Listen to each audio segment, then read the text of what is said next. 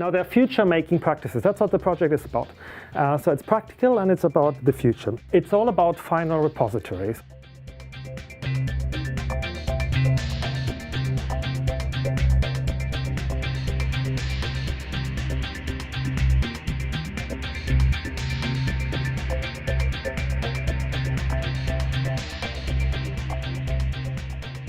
How conservation practices of many different kinds, how legacy making, legacy managing practices are also about making futures.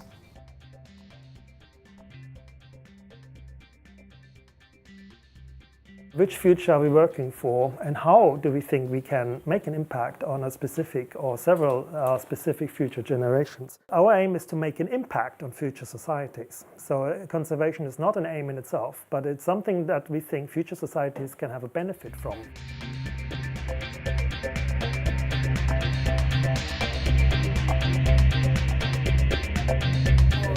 We can sequence the DNA of organisms far older than 100,000 years, so you can't make much coffee from these beans, but you can get the DNA and introduce coffee back into the world, so that's one gift.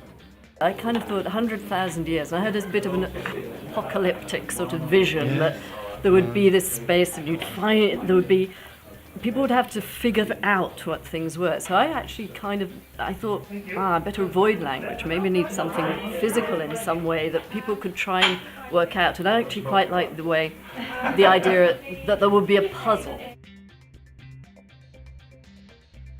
It's stoneware clay, high fired, and some imprinting or embossings. It's the token which leads to the Memory of Mankind archive in Austria. Let's assume in a distant future there is no trace on the surface of any human activity anymore. Archaeologists will find structures here in the bedrock which is obviously not natural. The history of the past gradually kind of emerged, and the sense that we have that we are part of a continuum. And then more recently than that is what you might call the history of the future. This idea that we have the same connection to those to come as we do to those who came before, and that we're related to them in some way. In the last, the Fukushima tsunami, people in areas where the signs were retained went up high enough to avoid it, and people in areas where the signs had been removed didn't. They thought, well, we're far enough, we're high enough, but they weren't. And that's a perfect analogy for the nuclear waste markers, where the warning is clear, but still, when it became even a little bit inconvenient to have the stone there, they removed it.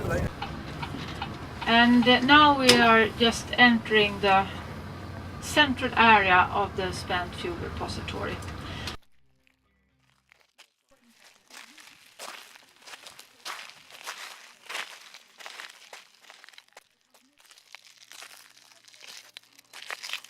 This green part, it's a drilling site. We will do some more investigations here. We wanted to see what kind of bedrock we have and fracture zone. We did a lot of measurements. I got a bit of a sense yesterday that there was a challenge in the summer visitor community. I feel very comfortable with, well, of course SKB and the method, but of course I have all the experts behind my back, so I can ask all the questions I want to. But these two communities, they have joined this process for a very long time. If these two communities say, no, we don't have any trust to SKB any longer, well, then we have a real problem.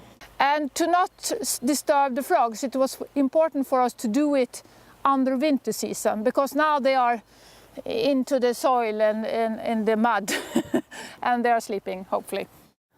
As long as there is a society in this community, it will be protected and they will have it in their minds, even if it's not marked.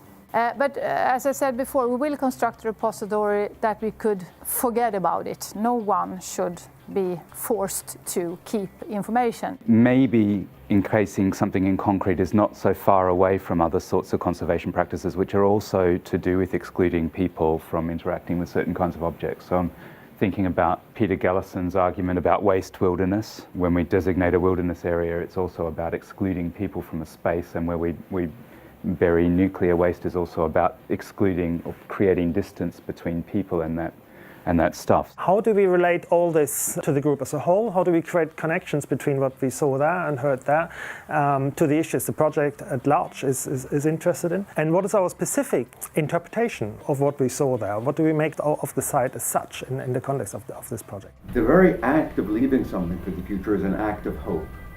It's a positive act. But the best we can do is to collect all the knowledge referring to nuclear waste.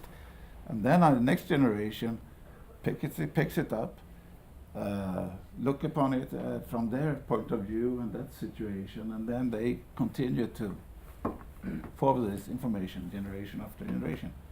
And it will be like a whispering game, but that's the best we can hope to do.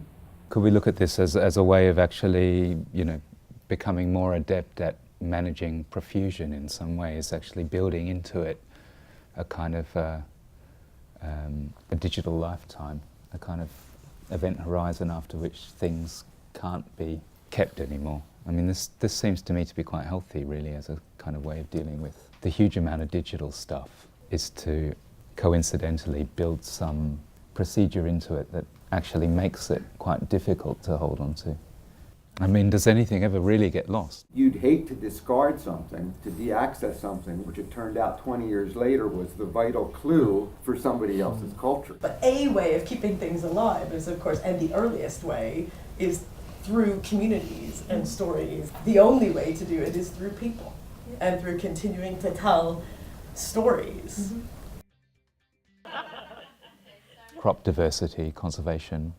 The best way to preserve crops is to continue to grow them. Of course, we want that farmers should continue to use their old varieties, to adapt them to their growing conditions. We also need to keep these seeds in a gene bank. Do we save something because it's almost the last of something, or do we save it because it's representative of us, either individually, as some people have chosen to do, or as a society, which I think other people have chosen to do? Maybe it won't have any meaning in the future, but it would make me feel better to know that it's preserved. So in any real endeavor for these kind of preservations, I think it's very important to specify what audience you're worried about and what the message, what it's for.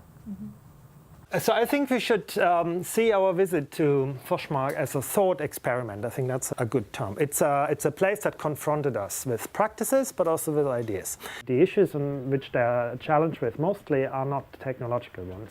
There are ideas of how to solve it technologically, but they are social ones. It's about legitimacy and trust. And this is why it fails in some countries, and this is why it has been successful in this country up until now. Creating the impression of a solution that is sustainable in the very long term. And that's not to say that it isn't sustainable, but that this message is as important, maybe more important, than what actually will happen in 100,000 years in the future. At least one aspect of that is preserving risk. We heard about the frogs and rewilding, renaturalization processes. What does that mean? How is that managed? And this is another example for that. And I think Rodney was referring to Peter Gallison's work because he's interested in landscapes of exclusion. And of course, we've seen one landscape of exclusion yesterday where you can't legally get in unless you go through the procedure which we went through.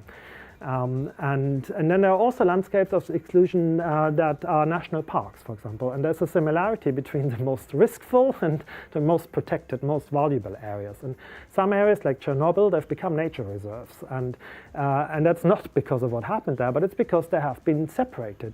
People have been excluded. There was no development since then, and nature's sort of taken its own development in this area. After today's discussions, we have the solution here. We just put this one on the nuclear plant when it's closed down, and we hang this one on the repository for spent nuclear fuel when we finished, and it's all be settled.